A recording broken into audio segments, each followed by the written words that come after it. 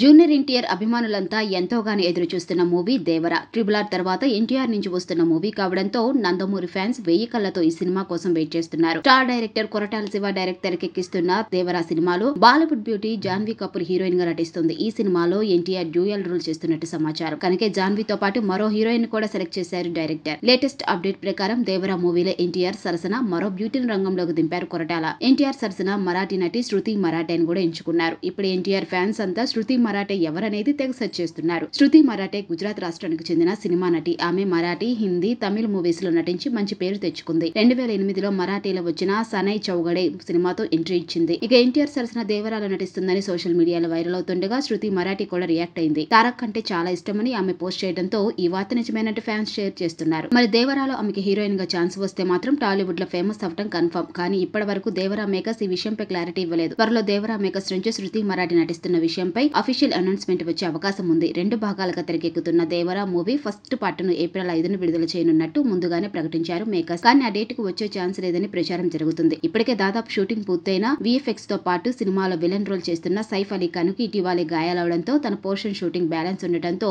మరో 3 నెలలు రిలీజ్ ని వాయిదా వేస్తున్నట్టు తెలుస్తోంది. త్వరలో మరో రిలీజ్ డేట్ అనౌన్స్ చేసే అవకాశం ఉంది.